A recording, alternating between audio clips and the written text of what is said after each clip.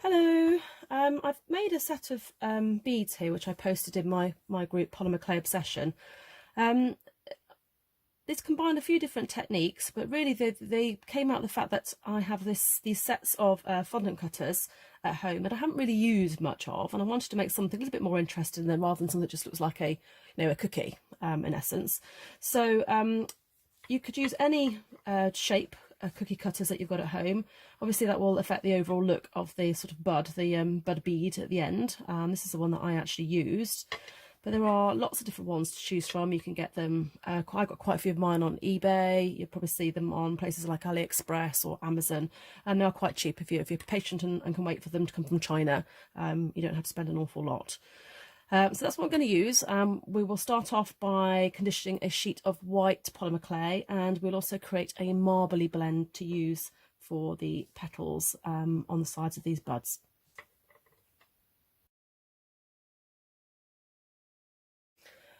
Right, okay, I've got a sheet of white polymer clay which I've conditioned on the thickest setting of my pasta machine. Now, to make the marble kind of blend, all you need is a bit of any scrap clay will do, to be honest, but if you just take I've got three colours here, so I've got some purple, some turquoise and some white. Okay, I'm going to put a little bit of a glittery colour in as well, just to add a bit of interest. So all we're going to do is just squeeze these together first of all. Just make sure they're nicely joined, and what I'm going to do now is I'm just going to twist them. So I'm going to hold it on with my right hand and I'm going to twist it away from me with my left hand. If you're right-handed, you might want to do it the other way round. Okay, so you're going to keep twisting it, keep going. If it gets too long, you can just gently squeeze it back together again so it doesn't get too long. Okay, and again, always twist it in the same direction. And what this will do is it'll create like a striped effect. Okay, and then I'm just going to squeeze it back in again. Okay, I'm going to keep going now. Just going to move those out of the way for the moment. And I'm going to keep going with the twisting, because what I want it to do is all blend together. But not too much. We just need that nice little marbly effect. So you can see already we're beginning to get some stripes, but these are too broad at the moment. So again, I'm just going to gently squeeze it back together a little bit, and again, carry on the same process. Just be patient, it will come together.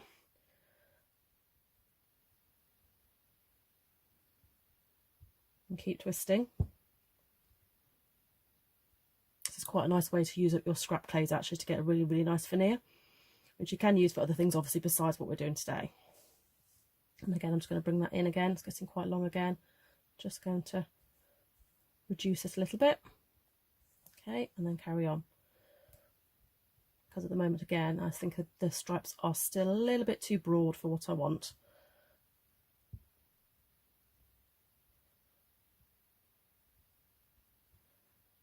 Okay, keep going a bit more.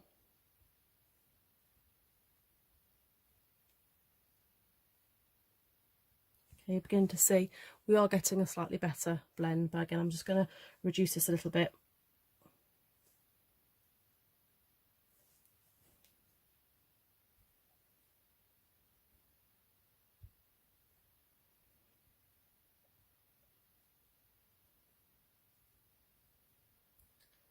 Okay, begin to see a bit more mixing of the colours now. There we go, if I just show you. There we are. If you turn it around, you can see, look, they are beginning to blend a bit more. That's quite nice there. I've got a bit more of a mix there.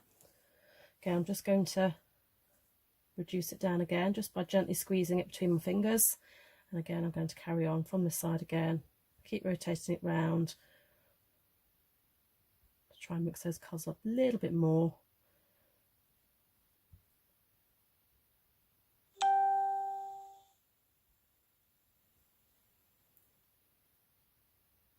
Okay.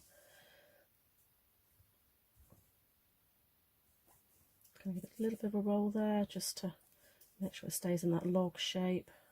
Okay, right, one more I think, and then I'm going to stop there.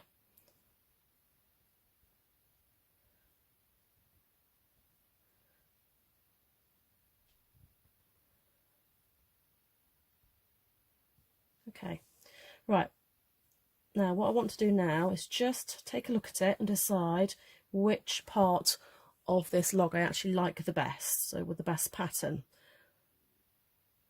Quite like it there. So what I'm going to do is I'm going to place it down and just push it onto my board so it doesn't move, and I'm going to take my roller and I'm just going to roll it flat a little bit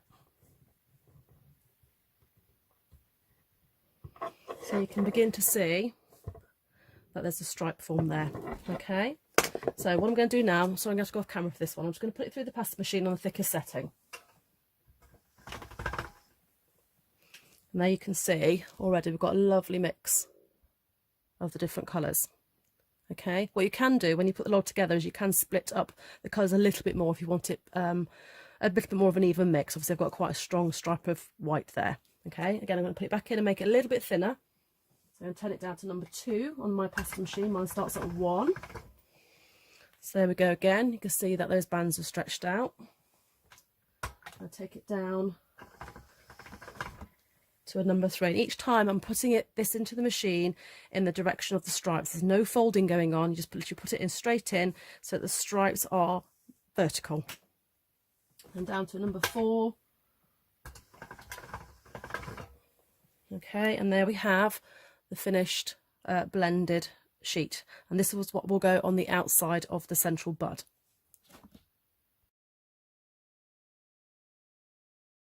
Okay, what we're trying to do then for this next part is to create the central point of the bud. Okay, so this is white polymer clay into which I've inserted a ball head pin. Okay, so how we do that? Well, here's the clay. I'm using a cutter which I think must probably be about 2 centimeters across, something like that maybe, and I'm going to cut out 2 circles of the clay and just pop the excess to one side. We don't need that for now, and I'm going to roll that into a little ball.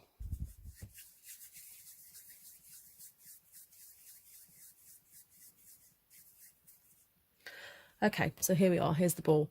Now I'm going to insert the head pin, basically because I like to put these into wire work. Now you don't have to do this part, you can just leave it as a ball and create the bud without actually putting any wire in. Or if like me you want to put it in wire work, we need to create a little bend in this before we put it in, because otherwise what will happen is it will just pop out of the clay afterwards. So if I try and bring that a bit closer, hopefully you can see that. Okay, I've made a little wiggle in the wire, so that will stop it pulling out once it's cured. So what I'm going to do now is I'm going to pop that inside, and I'm just going to shape it a little bit with my fingers. Don't worry if it's not 100% white at this point. We're going to put things around it, we're going to texture it, so don't panic too much. But what we're aiming for then is to have something like this. Okay. Now put that to one side. I've got two here at the moment. So as you can see, I have cut one out of this already, but I'm just going to pop that down. What I want to do is choose an area that I like, and I'm going to use this cutter, but I'm going to try and line it up so that these points here are in the direction of the stripe. So I'm just going to pop that down. Okay, just check it's on. Yep, it's on. And what I'm going to do is push it down to cut it, but I'm also going to push down on the plunger to also impress the pattern.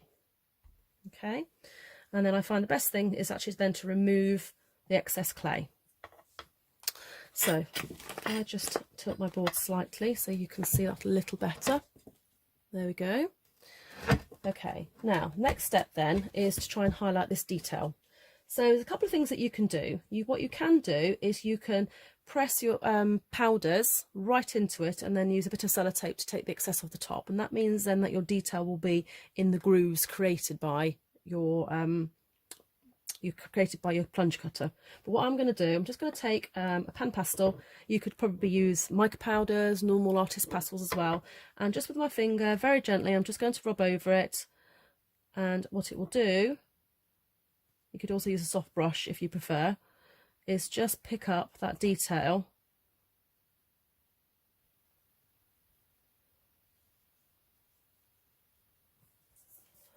from the cutter. Okay, so if I hold that up now, hopefully you can see that. If I bring it a bit closer, you can see that it's pulled out some of the detail that's on the cut from the cutter. Okay, Now what we need to do now is we need to place that around the central wire bud. Okay, so the easiest thing to do with that is I'm going to take this and I'm going to turn it upside down because I want this detail to be on the outside. Okay, and I'm going to press the wire through the middle. Obviously you just wrap it around if you haven't got the wire. And what I found easiest to do was to press the opposite ones on first of all, so the opposite sides, and press those onto the bud so that they join. Okay, so that's the first thing, and then I can turn it and I can press those on as well.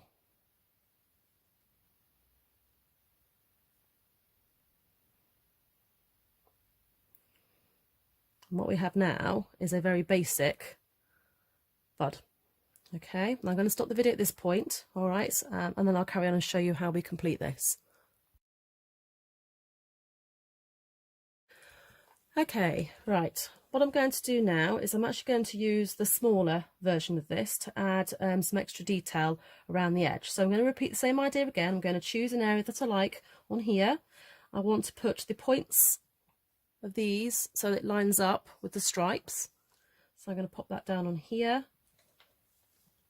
Okay, again, I'm going to press down quite firmly and I'm going to push the plunger down to pop the detail on. And just going to pull away the excess there. Okay, and there we have that. Now, same idea again, just going to very, very lightly try and dust. You don't need much at all, hardly anything really at all. If you look at my finger, there's very little pan pastels on there. Okay, going to do the same idea again. So I wanted to pick up the detail using the pan pastels. Okay, now again, I'm going to turn this upside down. And I'm going to pop it through the middle of the flower. And then you've got a couple of options for lining this up. Now what you could do is line it up so that they overlap the previous position. Okay, like more like that. Hard to show you there, yeah. So you can kind of overlap it so with the previous petal, or you could turn it slightly, which I quite like as well. So it kind of goes in between where the other ones were. So I'm going to do that. So I'm going to place it in between. So I'm going to do that side and I'm going to go opposite and stick this one down. And then I'm going to do the ones in the middle. Again, at this point, because we're not pressing anything down too firmly, okay, we can get them positioned as we want them first. So now you can see, look, we've got a basic bead here. I'll just show you from that way, from the back. I'll just give it a little bit of a turn, you can see it. Okay, and then this is the front. Now, what we're going to do now is we're going to take it could be a cocktail stick, a fine ball stylus tool, which I have forgotten to get out. Anything really that will just make a little dent in the middle of your clay. I'm going to use this pencil just because that's what I have to hand. Okay, and what I want to do is I'm almost going to create a little circle around the centre. So I'm pushing this in to make dots. As I say, you could use cocktail stick, you could use a ball stylus tool, anything like that. And all I'm doing is just creating some little dots. But I want to leave a little circle in the middle with no dots in because I'm going to obviously add some embellishments in there after. Okay, now again, you could put your pastels on there in the grooves and then just take it off the top with a wipe or a bit of tape or something like that. Today I'm actually going to let I'm just going to highlight on the top. So I'm going to do a different colour, I think, today, because just something to coordinate. I used metallics before, but I think I will use a little bit of purple on this one. Again, I'm going to use pan pastels, but you could use chalks, you could use mica powders, especially if you want to get that sort of that bit of a shimmer. The ones I've got here are pearly ones. There we go, that's what I want to use. Okay, so again, just dust it on. And what it will do is it will sit on the surface, and where the little indentations are, you could use a brush of course as well if that's easier. Just grab a brush, use a brush if you want to get in the gaps there, but again you're just putting it on the surface.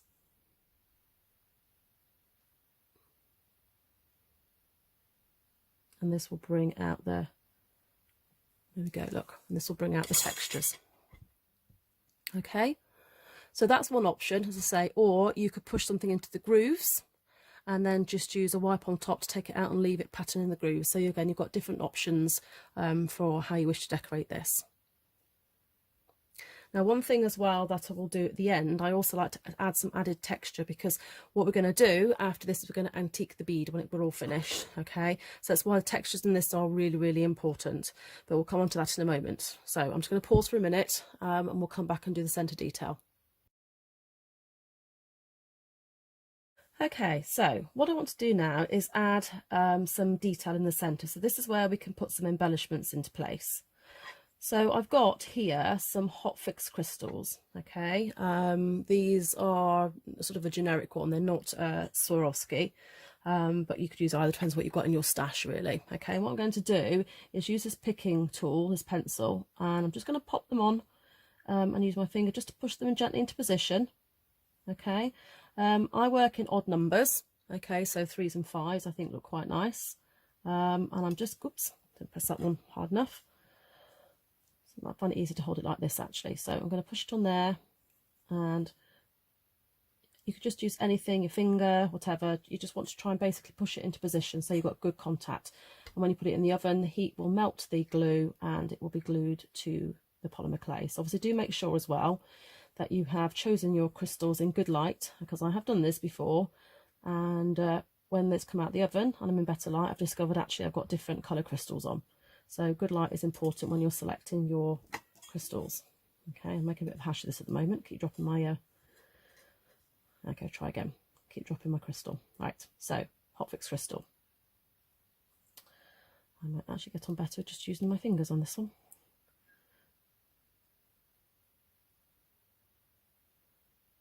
There we go, that's better. It's a bit like when you do live TV, isn't it, and things go wrong. Okay, and then let's put the third one on.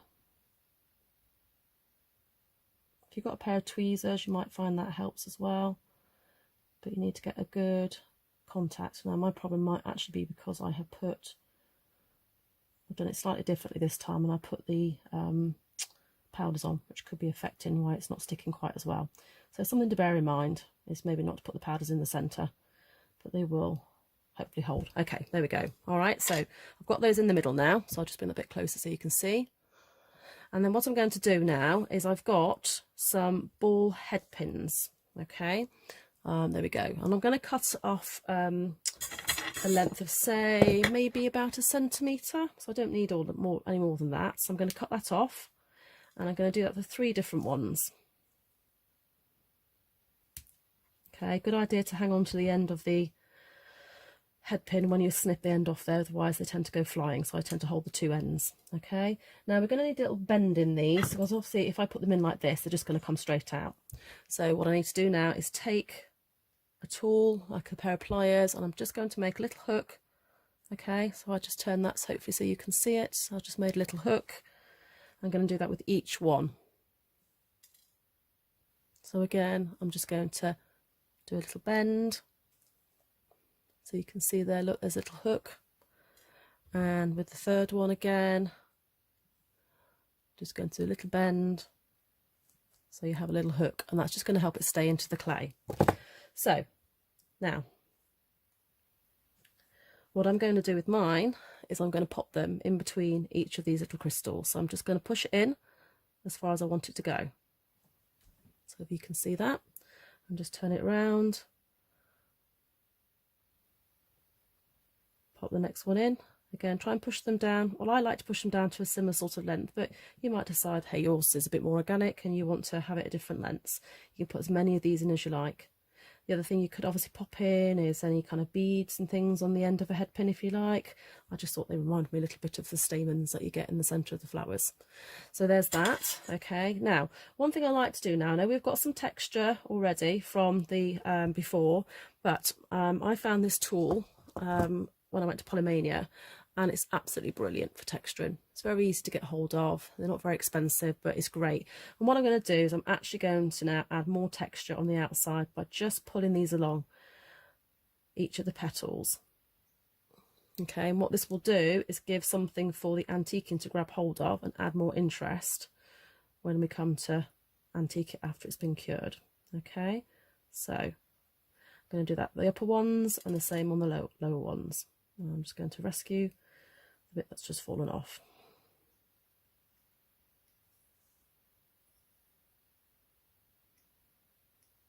Okay, so if you do that, okay, so that you've got texture, and then we'll put that into the oven to cure, okay, at the manufacturer's recommendations for temperature. I personally, because this is quite a big bead, would actually put it in for 45 minutes to an hour. Okay, so I'll bring this back out then when it's cured, and we'll see what we do with it next.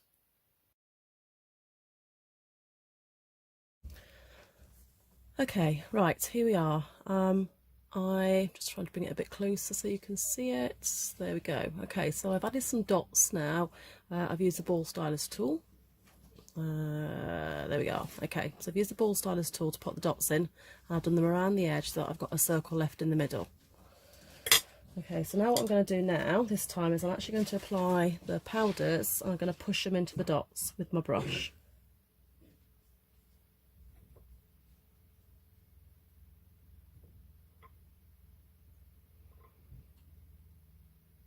So there we go, make sure you get it right in, and again I'm leaving the centre free. Okay, now what you can do then is take a little wipe and take the excess off the surface. I'm just going to get a slightly damper one. Okay, so use the wipe then to very gently take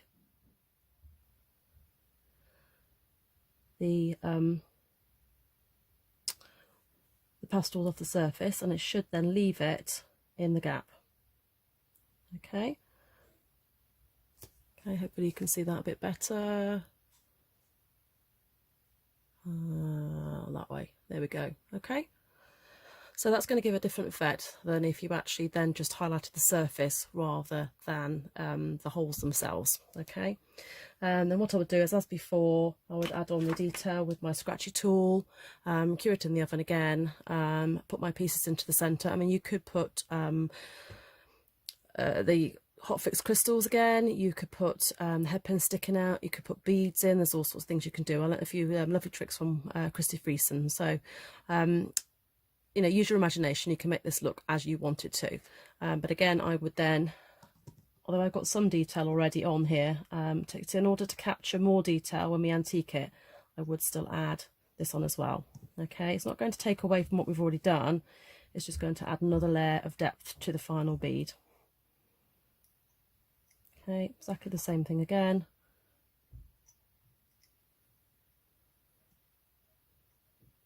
And then again on the bottom set as well.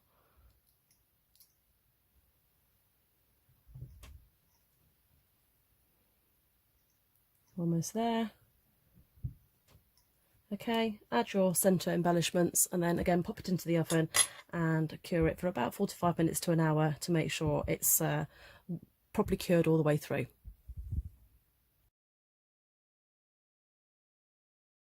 Okay, so here we have one bead that's just come out of the oven. Okay, you need to let it cool down a little bit first of all. I'm using, to antique it, I'm using a crafter's acrylic. Okay, this one is by Deco Art.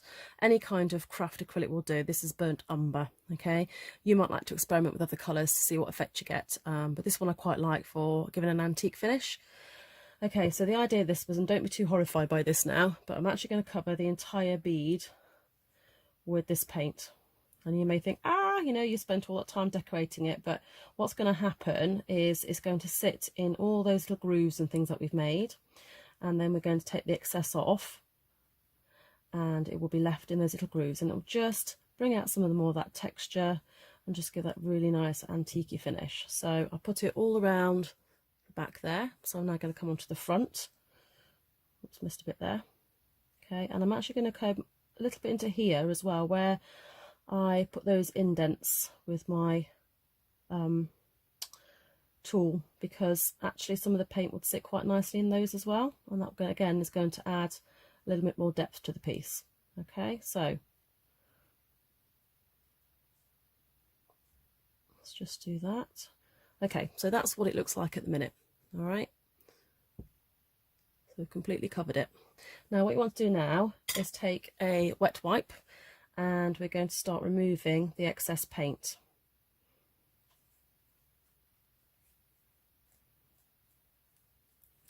Now that's one of the reasons that you need to really leave your bead to cool down, because what will happen is that paint will dry very, very fast on a hot bead, and you want to be able to remove it sort of reasonably easily. So that's why you need to let it cool down a little bit before you do this step.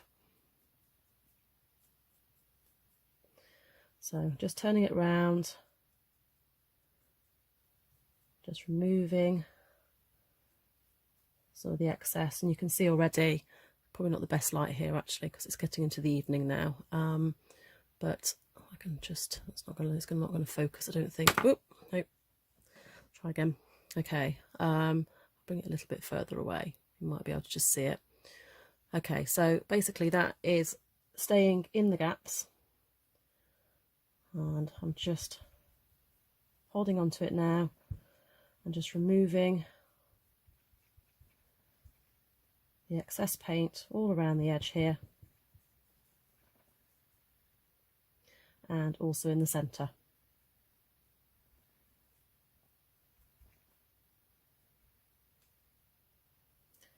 And a wet wipe does that job quite well. Don't worry about the little metallic spikes at the minute, because they will just move out of the way and we can position them again afterwards because they are well embedded into the clay. So you can just move them out your way as you clean around and remove that excess.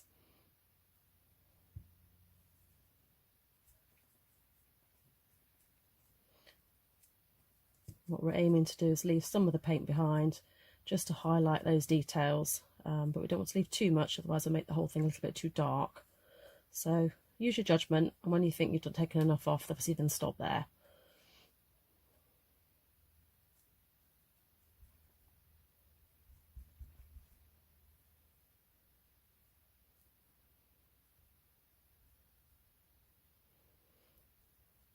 Okay, now that gives you a better idea, hopefully.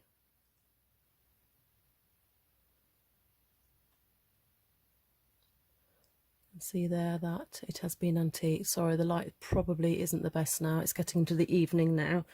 I will try and add a better shot of this sort of at the beginning of the video.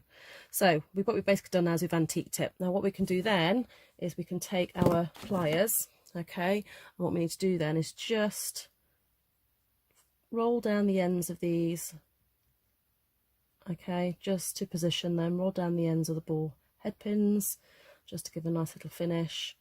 And if you wanted to now, what you could do is take something like ink or gold if you wanted to, and just touch up, sort of highlight little parts of this. Again, if you wanted just to help bring out that texture even more, if you felt it needed anything else, you could do that as well. So basically you've got, let's just hold that, hold it like that so you can see it a little bit better. So basically you've got lots of options. So you could use different colours for the centre, you could colour the impressions themselves, or you could antique them in the centre. You could change the colours of the crystals, you could add beads instead of the head pins, you can change the colours with the marbling mix. There's just so much that you could do with it, you know, and make them all look quite different. So again, this one is where I use the chalks into the little dents in there, okay, and then wiped off some of the excess. There's lots you can do there, and they're kind of they're not meant to be real kind of like beads, but they're just meant to be a kind of a representational thing. But I think they could look like quite pretty in a necklace. As I say, I should probably put these into something wireworky, so if you would like to see how I do that, then leave a comment under the video and I will see what I can do. Okay, hope you've enjoyed that, and I'd love to see what you make from it. Thank you.